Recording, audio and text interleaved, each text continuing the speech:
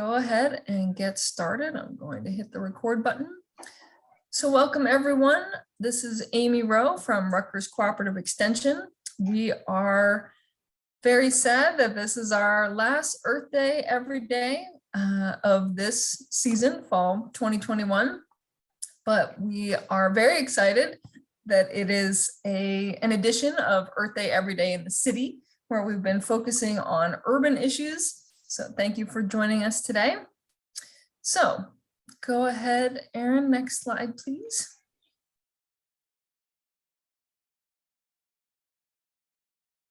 I switched it, do you see? Yes, thank you. Okay.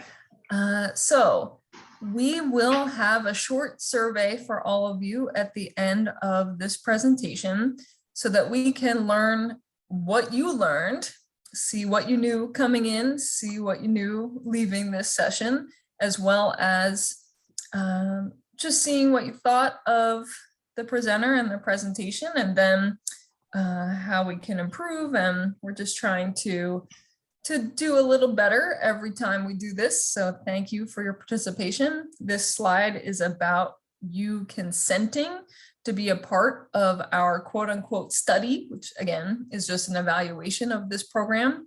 And then we will also be following up with participants to see if you adopted or implemented any of the actions that are being recommended during this presentation.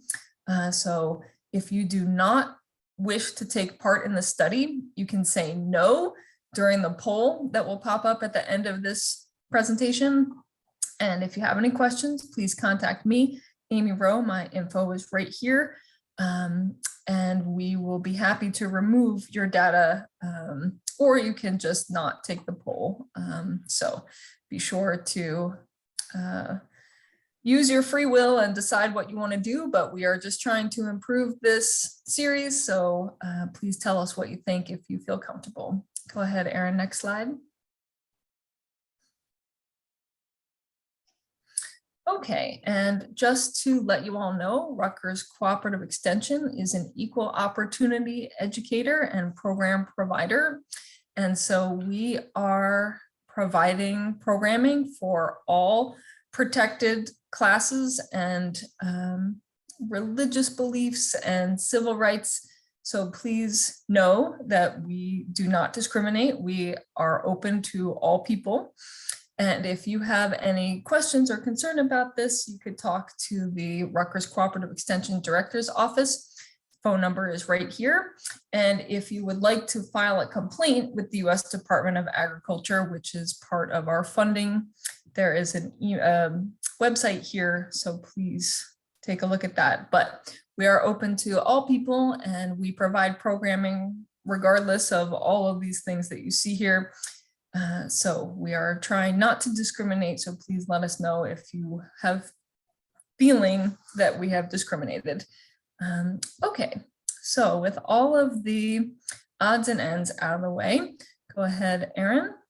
I would like to introduce our very esteemed colleague here. We have Erin Stretz from the Watershed Institute. She has been a supporter of Rutgers Cooperative Extension. She has spoken for the Environmental Stewards Program. She has been involved in all kinds of water monitoring and education, and she is also part of the New Jersey Watershed Watch Network, which I'm sure she will tell you about. So please welcome Erin, and we will go ahead and get started with Earth Day Every Day in the City. Okay, well, thank you so much, Amy, and it's a pleasure to be here. Thanks to all of you for joining the rest of us and listening to our chat ahead of time. But now we're going to change gears and start talking about salt. I am from the Watershed Institute, which is an organization in Pennington, New Jersey, and we focus on clean water and healthy habitats throughout central New Jersey and beyond. I also represent the New Jersey Watershed Watch Network, and this is a program that is a partnership between the Watershed Institute, who runs it, through me, and the New Jersey Department of Environmental Protection, who funds it through Deborah Kratzer, who may be on this call. She's my partner in crime on the Watershed Watch Network. And basically what we do with this program is we work with environmental organizations across the state, those who have water quality monitoring programs already, or those who are interested in starting their own program. And we give them the tools to be able to build up their own water monitoring programs, hopefully with data of a sufficient quality that this data can be submitted to the department for regulatory purposes. So our goal here is just to continue to collect great water quality data that is useful and pertinent, and to engage groups and community scientists across the state. And hopefully by the end of this hour, you too will become a community scientist if you are not already. So the history of snow removal is pretty interesting, but how we deal with it now is that, you know, it's very much that humans are running the show. We have to get where we're going.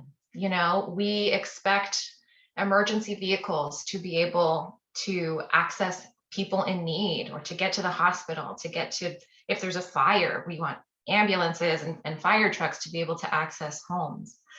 We also, when it snows, are still commuting to and from work for those of us who are unable to work from home. Children are going to school. Maybe snow days are a thing of the past with the new Zoom learning paradigm shift, but there are a lot of things that we expect. Trucking, manufacturing, all of those goods have to get to us in some way. And in some areas of the country where it snows consistently, you know, what are we going to do? Just stop accepting goods? Stop those Amazon deliveries? I doubt it. And of course, this pizza man, I don't know about you, but in our house, we get what we call snow pizza. And so that requires either us to go out and get the pizza or the pizza to come to us. But it was not always this way. Back before 1941, typically what was used were abrasives. So things like sand, like kitty litter that you applied to roads that helped to give your tire some traction in the snow, especially when it turns to ice. Additionally, more people just stayed home. They had much lower expectations about being able to get out and access the world during a big snowstorm. But in the winter of 1941 to 1942, the state of New Hampshire was the first to begin the practice of spreading salt on their roads. In that first year, they spread about 5,000 tons. After World War II, this practice began to be adopted by all of these northern wintry states where it does snow. And people in those areas began to expect what's called a bare pavement concept, meaning it doesn't matter if it's snowing, we need to get out there, we need to drive around, we need to get where we're going. Now, after this, road salt use continued to double in the United States every 5 years until the 1970s. So we went from using 1 million tons across the country in 1955 to 8 million tons in 1970. At that point, the saturation, you might say, of people taking on the practice of using road salt was kind of leveling off a bit when we used 10 million tons in 1985. And since then, though, our expectations have really not leveled off. We continue to apply more and more and more road salt. This could be because back, you know, in the past, 20, 30, 40 years ago, the road salt was only applied to major arteries, major highways, huge roads. Now we're seeing that road salt being applied to residential streets and smaller streets, back roads. And so that is a reason that we're continuing to see this rise in the use of road salt. Now, there's a few different types. When we say road salt, there are a few different types of salt that we might be referring to. The most common is sodium chloride. This is your typical coarse rock salt. And I love this picture because it just kind of shows the excellent capability of the salt to lower the freezing point of water. So you put that salt down and that snow begins to melt. That's why we apply salt. We also have liquid brine, typically in the form of magnesium chloride, and calcium chloride is another option that is used especially in colder environments. So sodium chloride is really only effective until it becomes about 15 degrees Fahrenheit outside. Below that temperature, sodium chloride really is not so effective. So we start to turn to alternate de-icing methods or alternate salts. In the state of New Jersey, just in the past couple of years, we've had an interesting trend in the way that we have applied road salt. So I would say on average, we use about, 300,000, 400,000 gallons of calcium chloride, maybe 100,000 gallons of brine, and about 200,000 tons of road salt. But you're looking at this graph, you're looking at what happened in the year 2018 and 2019. Well, in this year, we had a big snowstorm in early November. And if you remember, the state of New Jersey was sort of unprepared for this storm to happen so soon in the year. And because of that, they were not able to salt the roads, they were not able to brine the roads. And afterward, they brined the roads constantly. They would brine it when a cloud came out of the sky. They brined back roads and highways. They would brine day after day after day. And we would see these stripes on the highways, right? And people started to get really upset. And they said, why are we applying so much salt to the roads when it's not even going to snow? Checking the forecast, snow was very unlikely, and New Jersey was still applying brine. So after that period, they did revert back to their past kind of use of brine and road salt, but it's still a lot of salt. When we use this excess salt on our roads, it tends to have consequences to our infrastructure. The chloride can corrode the concrete, the asphalt, the metals that are used to build all of our infrastructure. And these potholes, this is a pretty common sight in New Jersey, in the whole Northeast, every early spring, late winter. And so it costs about $5 million per year to fix all of these potholes, just for them to likely recur in that following winter. This is an interesting photo. This came from the Pothole Patrol. This is from NJ 1015, the radio station. And you can go to this website and report potholes as you see them, and they can kind of put them on this big database to be corrected. Also being corroded are the vehicles that we use to transport ourselves and transport goods. And so this costs an additional expense to us. But what are the impacts to the actual environment? Well, first we have streams and lakes. Freshwater streams are adapted to fresh water. And so when we are applying salts near these streams, around lakes, we're seeing that salt running off into the stream. With rainfall, with snow melt, it goes directly into the water body. And so we're seeing these resulting increases in chloride, in total dissolved solids, specific conductance, and salinity. These are major indicators of road salting. And we are seeing these values increasing in time, and also increasing, especially in areas with more urbanized watersheds.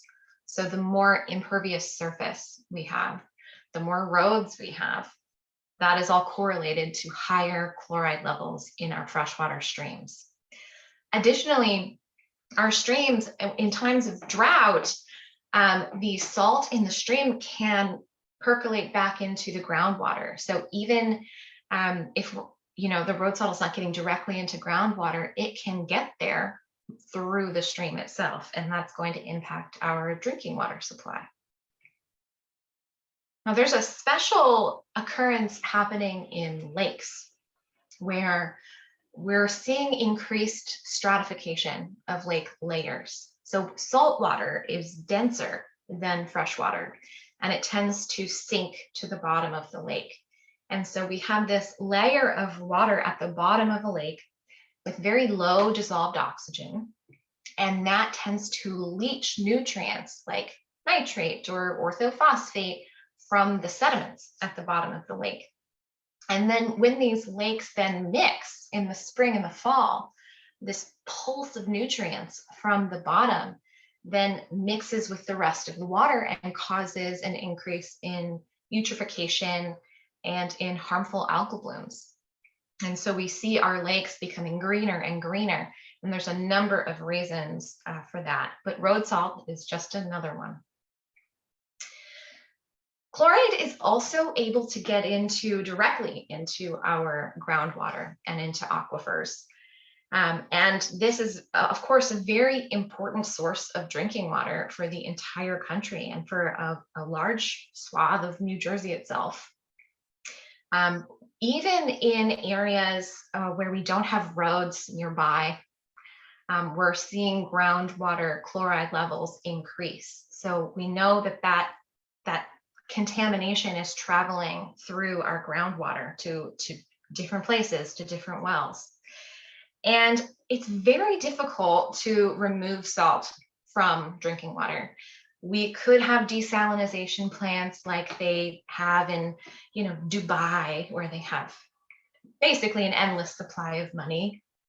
And it's just a very time and resource intensive process. But all of our facilities here in New Jersey are not able to remove salt from drinking water. So that salt comes directly to us out of our taps. And that can either just taste bad if we have levels of salt above 250 milligrams per liter. You're going to taste that in your water, and it's just going to kind of taste off. But also, even if you can't taste it, the salt in that water is being ingested by people who may be following low sodium diets just for health concerns. And so without even knowing it, they have this extra input of sodium that they really don't have control over. Additionally, what we see is that higher levels of chloride tend to increase the corrosiveness of water, of our drinking water sources. So when that water flows through older pipes that may be made of lead or copper, we see bits of that pipe leaching off into the actual drinking water. And then we have high levels of lead or high levels of copper in the actual drinking water. We're seeing this especially in these big urban zones that have been developed a long, long time ago, because it's just super expensive to replace all of these drinking water pipes.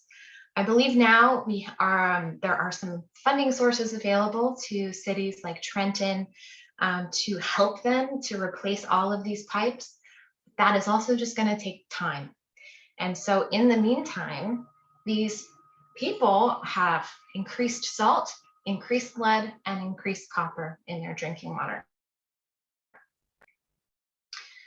Now, we also see road salt impacting our vegetation. So this photo, this is just a great representation of what can happen to our plants when we apply a ton of road salt and it washes off into the soil. So typically we see chloride ions, they dissolve into water, and the sodium actually binds to soil particles. And that makes those nutrients less available for plants to use. So they don't have basically the food to allow them to continue to grow. We also see vegetation that it can line the leaves, the photosynthetic surfaces of these plants, and they can start to yellow, they can turn colors, they are less likely to reproduce. And with repeated exposure, the plants can even die.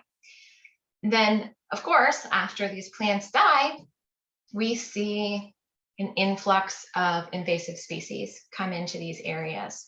So there's this chain of events that happens when we apply road salts. We see all of these different impacts happening in different parts of the ecosystem that will eventually lead to these native plants dying off and invasives coming in. We also see that in our streams with aquatic life. So this photo, this is of a fish kill that happened, I believe 2 years ago in Gaithersburg, Maryland. And what is particularly interesting about this is this test strip that's in this cup. This is a Hawk chloride test strip, and this is what we use as part of our road salt impact study. So if you choose to participate in this program, these strips are what will be mailed out to you. And you can see it's very easy. Just put water in a cup, stick the strip in there, and you can get a measurement of chloride. Now, I know you can't see, but the value of this measurement is above 650 milligrams per liter. The water quality standard for chloride is 230 milligrams per liter. So these are levels, triple what really the maximum of what should be occurring in these freshwater systems. So of course, we are seeing a response with fish and zooplankton and macroinvertebrates who are adapted to living in this freshwater and now get these huge pulses of chloride. And as I mentioned with the plants, as specific species die, others can outcompete them and sort of take over this environment, take over streams, take over lakes. So we see a bit of a transition in the community structure of fish and macroinvertebrates as well.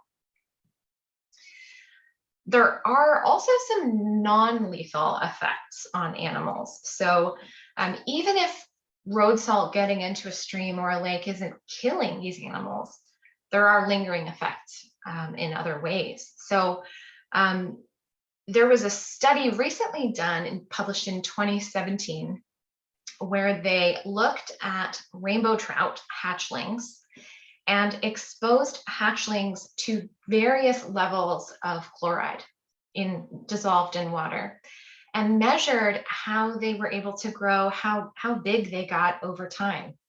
And what they found is that upon exposure to high levels of calcium chloride and sodium chloride, we saw a reduction in size of about 30%. So this is a photo from the study that they did, and we see the fish are smaller in saltier water.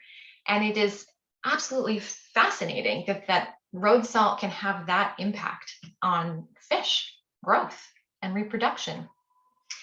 We're also seeing a change in sex ratio for amphibians like wood frogs, who are becoming predominantly male in areas that have very high levels of road salt. So we're seeing, rather than sort of a 50-50 split with males and females, we're seeing many, many more males starting to be born. And that is going to lead, of course, to reducing numbers in the wood frog population over time. Also, this is not necessarily a negative, but we're also seeing these rapid changes in zooplankton over time when exposed to very, very high levels of chloride and salinity. So this study was done also a few years ago, pretty recently, but they found that Daphnia, that very, very small zooplankton, over a period of 2.5 months, was able to develop adaptations over 5 to 10 generations that allowed it to have better survivability and better reproduction in high salinity environments.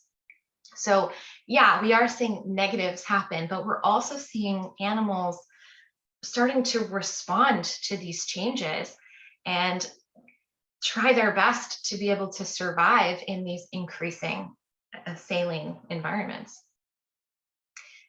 Now, looking at these water quality results across the state of New Jersey, we find that out of the 900 or so sub-watersheds in the state, 39 are impaired for total dissolved solids and 8 are impaired for chloride.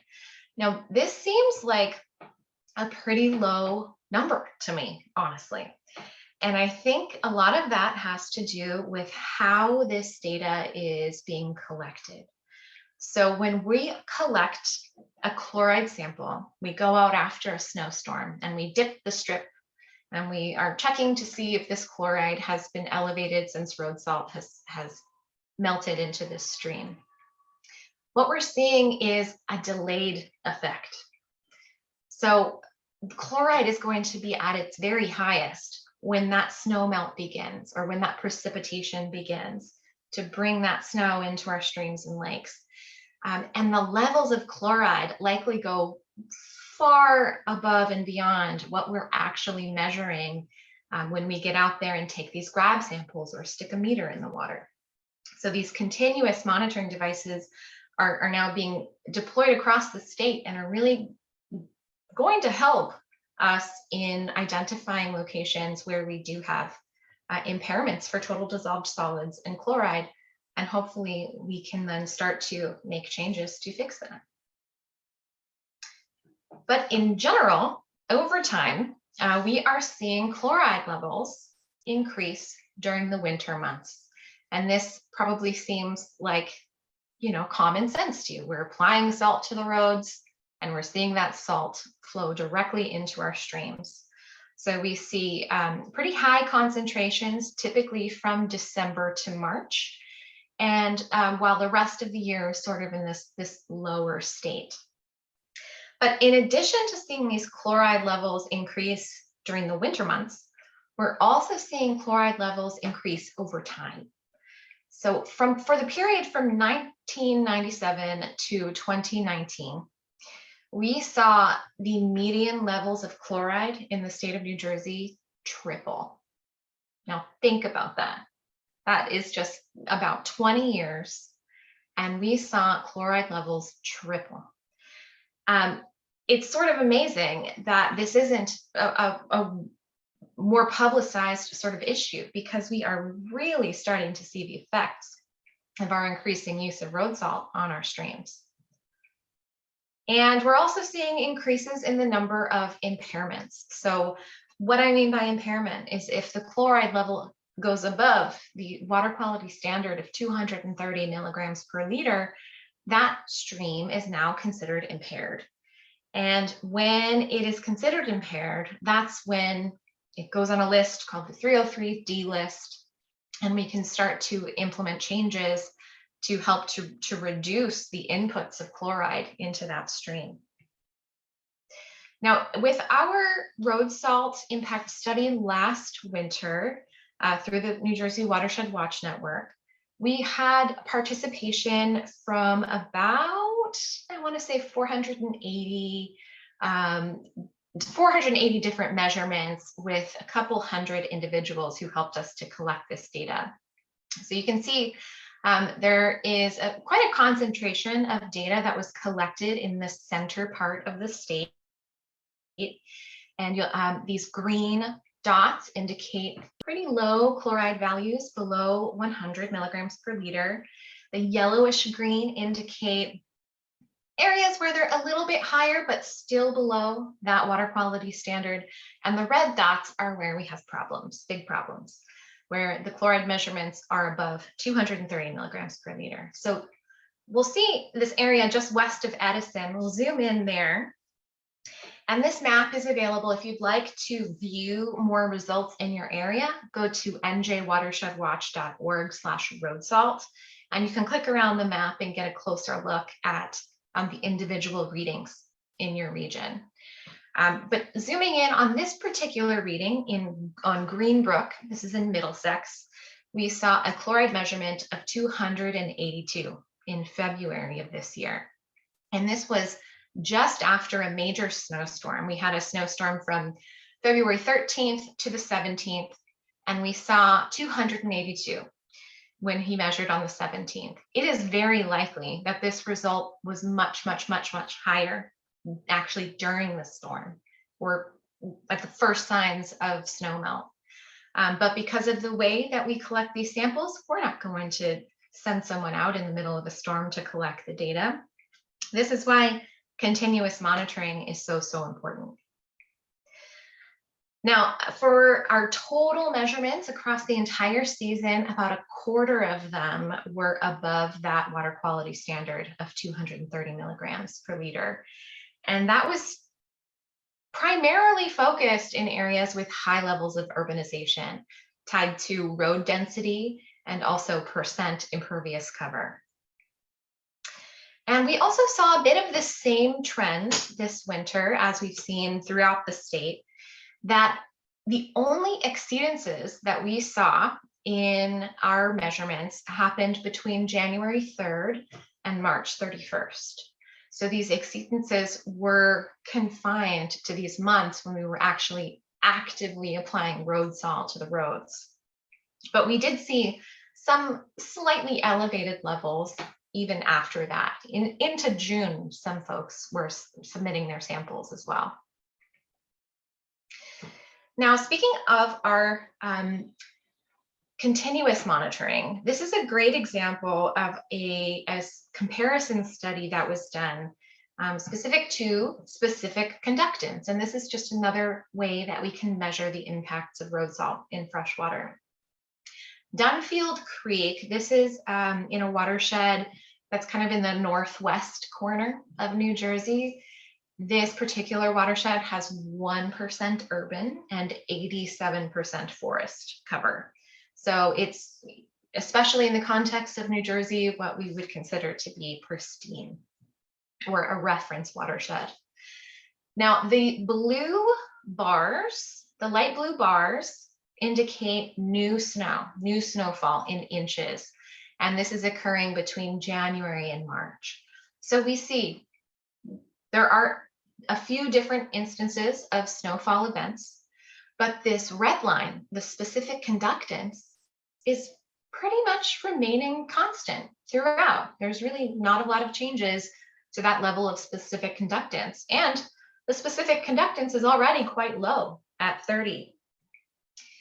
But when we compare that, now we're kind of putting it on the same scale as a watershed in a more urban area in Rockaway Creek, which is closer to like Middlesex.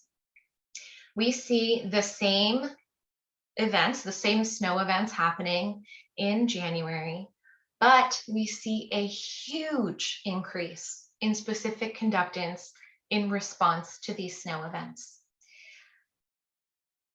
This tells us that in areas with less roads and less impervious cover, we will not see such high increases in chloride and in indicators of road salt contamination.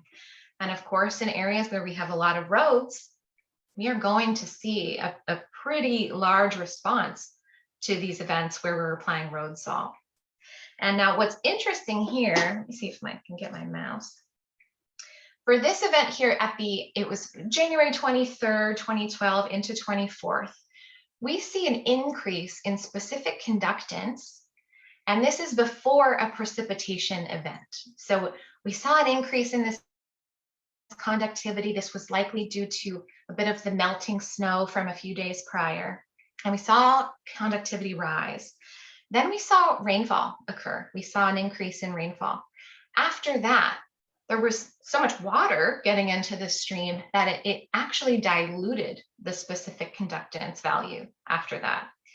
So this is another example of why continuous monitoring is so helpful, because it allows us to monitor these widely fluctuating values of specific conductance over the course of a snowstorm and over the course of a few days when we might not be able to get out to take discrete measurements.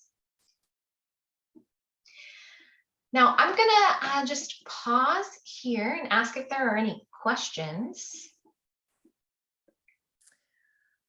So far, we don't have anything in the chat, and I neglected to tell you how to use the chat in case you have not done this before.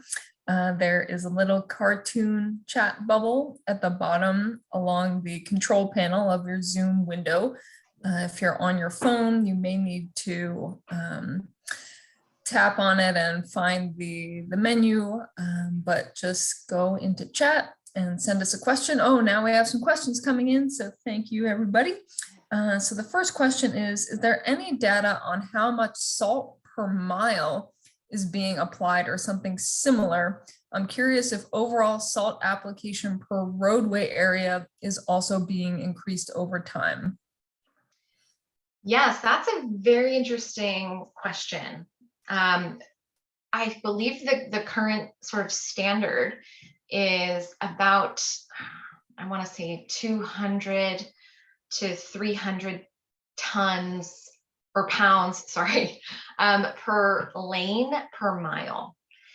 And so I don't know if that value has increased over time or if it has potentially decreased with the focus on the effects of road salt in recent years. But I think that's an interesting question and worth some investigation.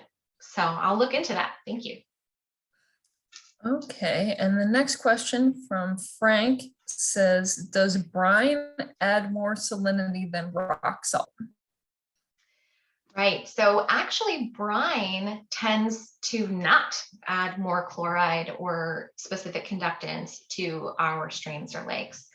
The brine is typically applied before snowfall occurs. So it really allows for that snowfall to melt as soon as it falls on the roadway. When we're applying coarse salt, what we tend to see is that when the trucks release the salt is sort of bouncing around, right? And so it doesn't necessarily stay where we want it to go on these roadways. And instead it can run off into vegetation nearby and of course into our streams and lakes through either just directly or through storm sewer systems. So coarse salt is definitely linked to higher levels of chloride.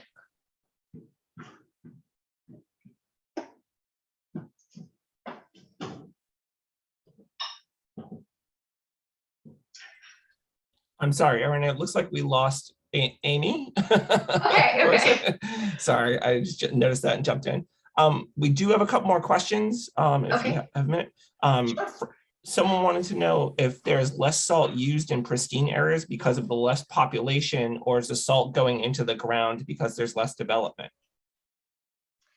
So in these less developed areas, it's more that there's less impervious surfaces that we need to apply the road salt to. So there's just there's lower road density and just lower percent coverage of impervious cover. And that leads directly to just using less salt in general. And the less salt means lower chloride levels in streams. Okay, thank you, Steve. I lost internet connection for a second there. So Erin, I think you are free to move ahead. Thank you for answering those questions. Sure. I see one additional question in the chat, and this says, what is the impact of road salt on adjacent pervious surfaces? It would seem less likely to flush away. So the salt does get into soils, if that's what you're referring to as pervious surfaces. But in those areas, it's not necessarily the chloride that's causing a problem, but it's the sodium ion that can bind to those soil particles. But on that same note, just speaking about pervious surfaces, Green infrastructure, actually, and pervious asphalt has been linked to requiring less amounts of salt to be able to melt the snow that falls on these areas. And I'm kind of saying this in passing, but I think this deserves a much larger focus, because we are, there's this big push to install green infrastructure and pervious pavements and asphalts in New Jersey. And this is just another benefit of green infrastructure. Okay, so I'm going to scooch forward here. Now, what can you do? What can we do to help mitigate this problem of road salt? Well, one big thing that you can do this winter is to find a freshwater non-tidal stream or lake of interest and sign up to monitor it throughout the winter. This is our road salt impact study, and you can sign up at njwatershedwatch.org/road salt. It's a pretty simple process. You go online, you request your strips, you enter in your address, your stream of interest, and we will mail out the chloride test strips directly to you with instruction cards and instructions for submitting that data. The idea is that we are trying to collect data with 2 to 3 measurements during dry weather, when it hasn't snowed, when there hasn't been road salt applied to the roads, when it hasn't rained, when there hasn't been a lot of snow melt. We want to see kind of what the baseline conditions are when it comes to chloride values. And then you want to take 2 to 3 measurements during wet weather, not during wet weather, probably, but just after a wet weather event. So when we start to see snow melting into a stream after a snow event, that's a great time to go out and to dip your strip in the water and to see what the chloride values are. The test works. This is pretty simple. You fill a cup of any kind. It could be a coffee cup, it could be a solo cup, it could be anything. And you rinse it 3 times and you fill it with water. And then you dip your chloride test strip into the cup. And what happens is there begins to be a color change. And so we see, let me get the mouse here. This test strip has gone up to about 4.2.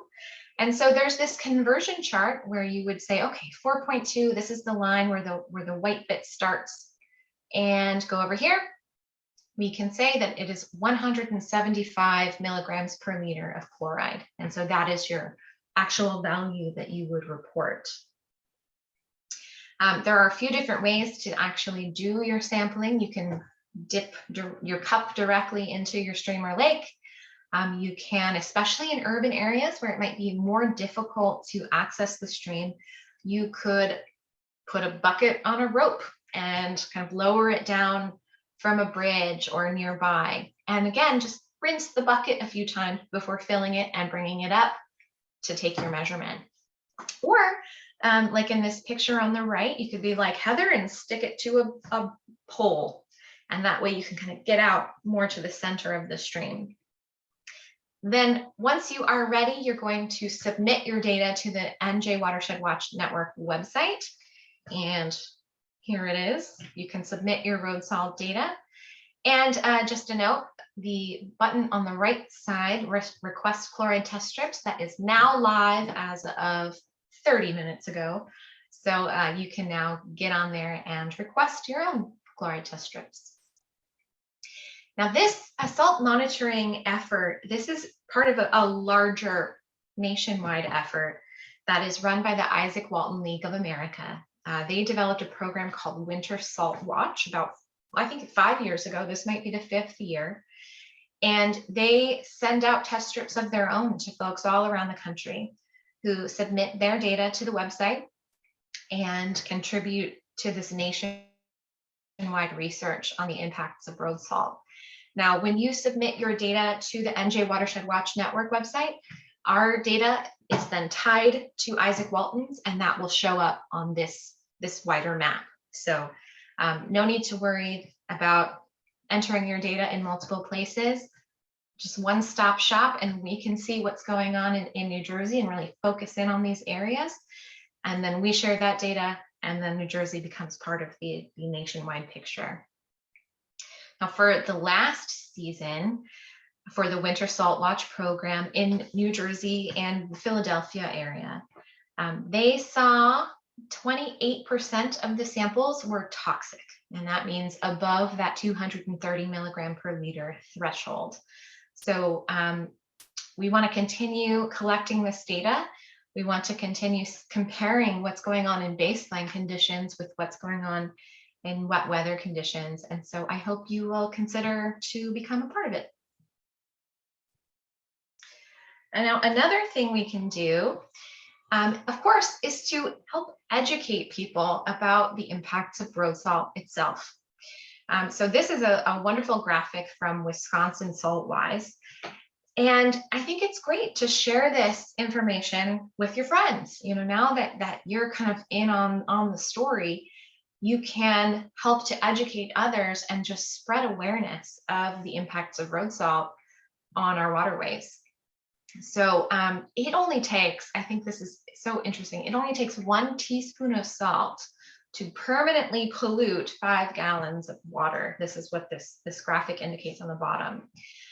Because it is so difficult to remove salt from water, we really don't want to put salt in it in the first place. So we want to make sure that we're using the right amount of salt when we're applying road salt to make sure that we're not putting too much there. That's just going to run off anyway.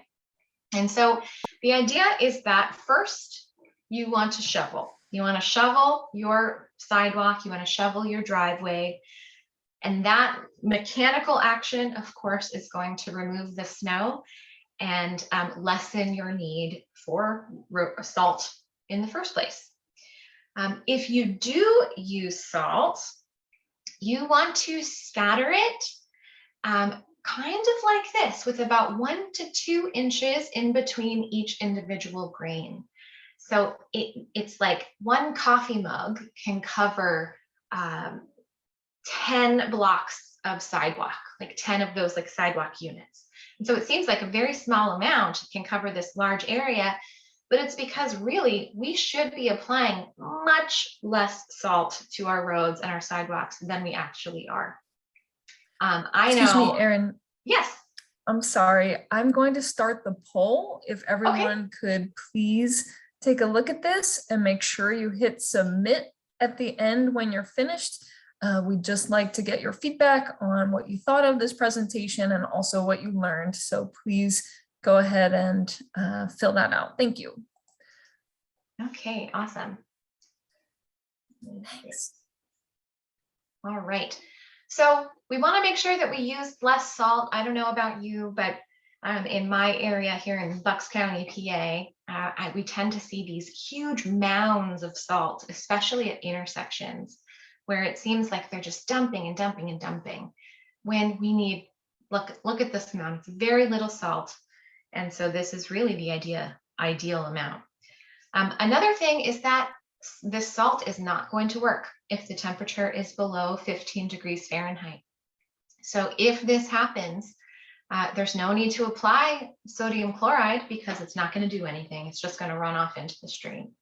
So at that point, you want to switch to abrasive methods like sand, or switch to other types of salt like calcium chloride that would actually make a difference in those very cold conditions. Now, the other thing is that at the end of the storm, when everything starts to melt, you can help to clean up your leftover salt. You can sweep your sidewalk, sweep your driveway. If you're wondering kind of what happens to the salt after it goes on the ground, well, if you don't sweep it up, it's definitely going to go into the environment. But this is a step that tends to be overlooked by most people, because who wants to go out and sweep the snow? But this is a great tool that we can use to help mitigate the impacts of road salt. Now those were some things that we could do at a very local level, at home or at our business, but there's also some changes that can be made on a much larger scale, at the municipal level or at the state level, with the Department of Transportation and those who maintain roads. One thing that those folks can do, and we can help to advocate for this, of course, is to use brines prior to winter weather. So the brines will have lower amounts of salt. They're usually more cost effective and easier to apply in general. And they, as I mentioned before, because it's wet, you can apply it directly to the road, and that eliminates some of the bounce and the scatter of these salt particles that gets into soils and waterways. And so this image at the bottom, this is a kind of a good example of how this could be easily implemented, even just at the municipal level. So particularly this pickup truck in the center, we have this container of the prepared brine. We have this green unit that will spread out the brine on the roads. You could even apply it to, something as small as this image on the right, and just make a few different passes on a sidewalk. And that would make, I think, a greater impact on snowmelt while using less salt overall. Another big thing that municipalities can do is upgrade their equipment and track how and where they apply their salt. So one thing that can be done is use GPS tracking to see where these trucks are going, where salt has already been applied, so that we can reduce the amount of this overlap of kind of double salting roads. This is also, oh, hello, what's happening? I'm going to share my screen again. Sorry, folks. Oh, no. Amy, it says my screen sharing is paused. Oops. Let's see. I'm going to try to stop again. Let me make sure you can do that. Make a co-host. Okay. Try it now. Okay. Let's see. Share. Nope. Weird. Okay. Let me try this again. I do have your presentation if you want me to try.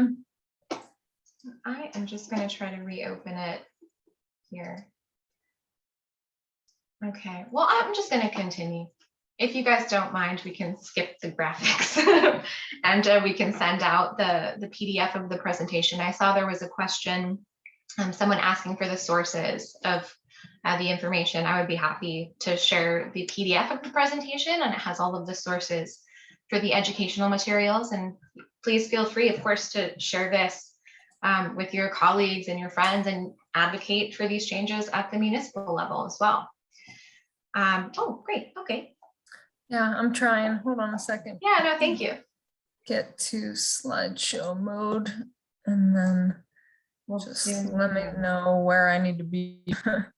Yeah, it's pretty much at the end. So we'll just keep clicking.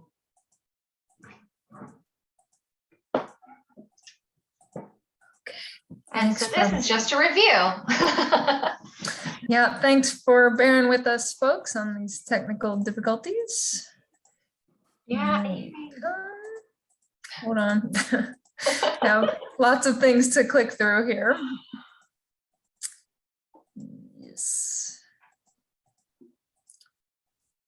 Sorry, I should have just gone from the PowerPoint. Oh, good.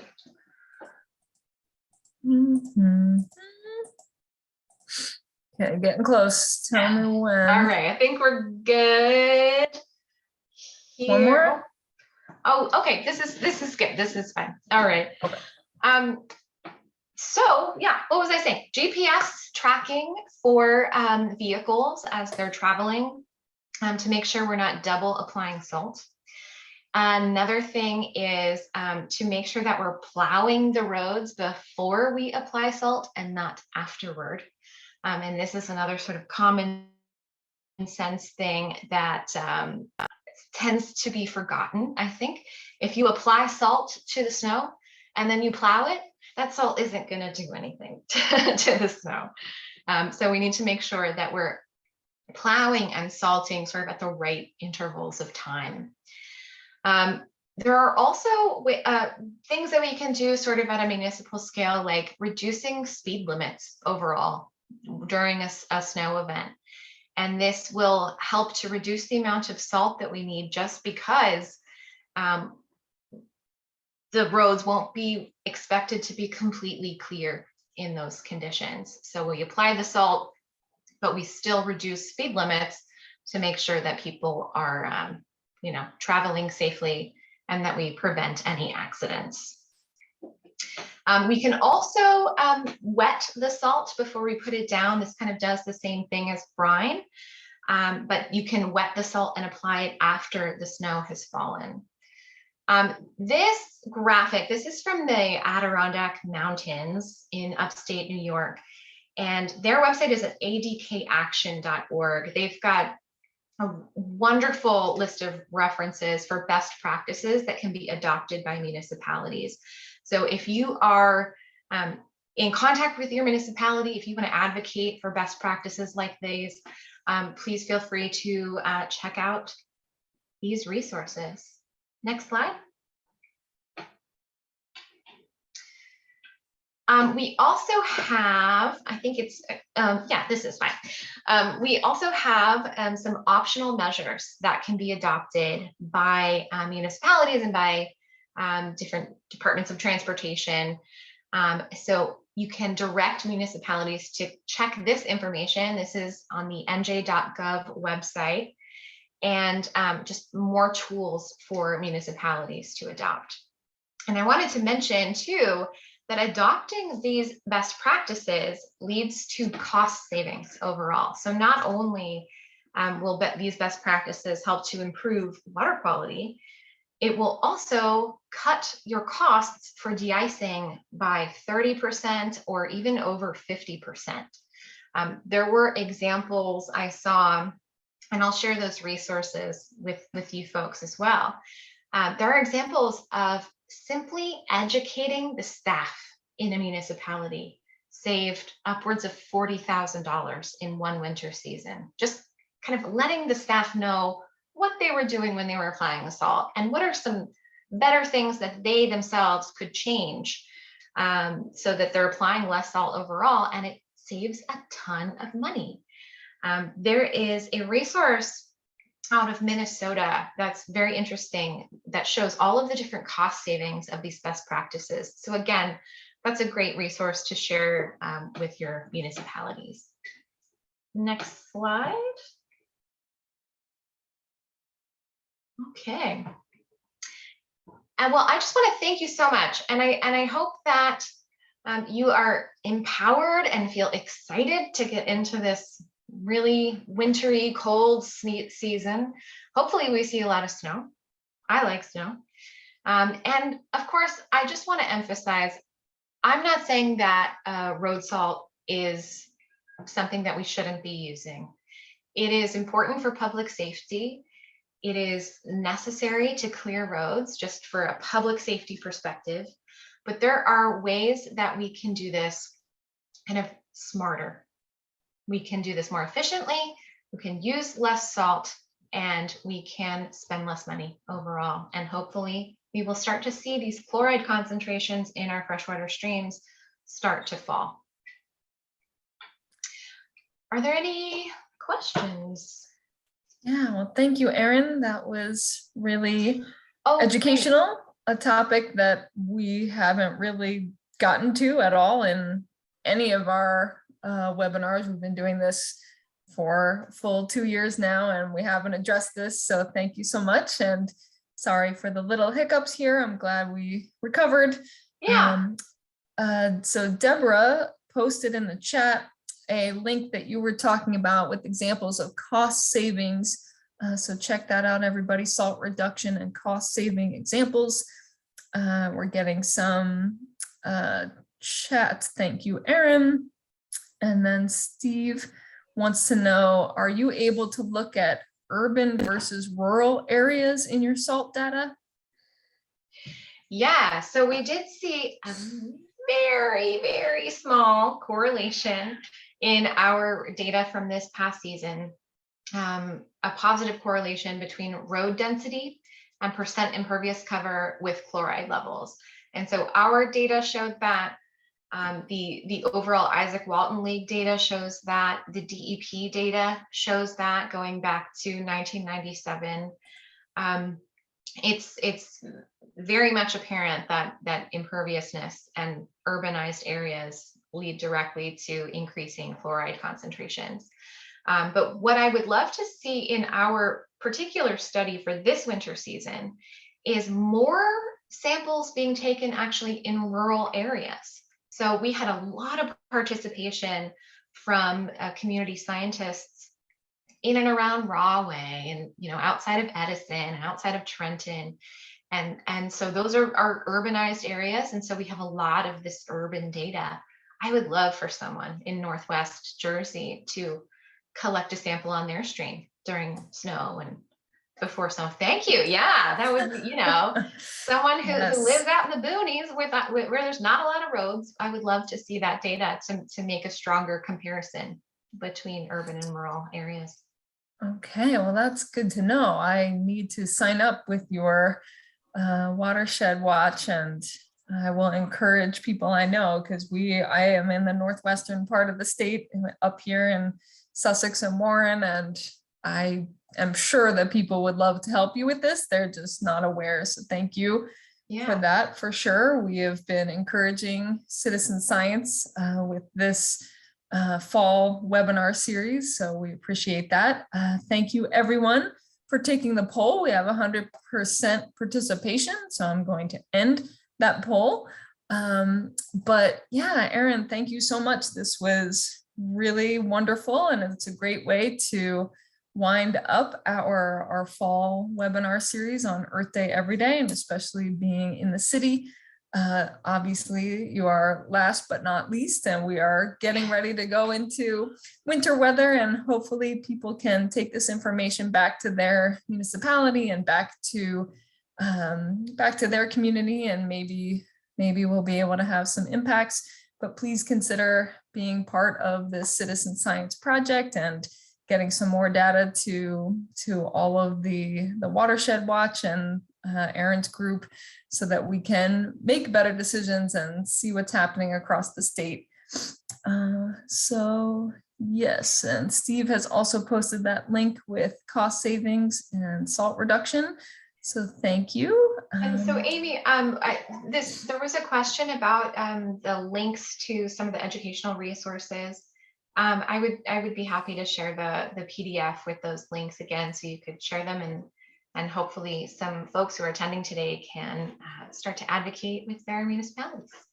I like how John put it, poke our towns. He's going to poke our towns. That's what we need. Yes. And I know John as one of our environmental stewards, and I can guarantee he will actually do some poking. Nice. So yes, thank you so much. And yes, please send those resources when you have them. And we will be posting the recording as well as whatever you send us to get out to the participants. And we will share our evaluation data with you. We're getting lots of information, lots of comments. Thank you for Earth Day Every Day. These programs are very informative. Looking forward to spring and next fall. 1 week at a time there, Jim, but thank you for the kind words. But yes, we are so happy that everyone joined us for Earth Day Every Day this fall, and we look forward to continuing to educate everyone. And please let us know if you have any suggestions, because we are looking for topics. But thanks everybody. Very educational webinar, and yeah, I'm going to stop the recording, and we will see you in the spring.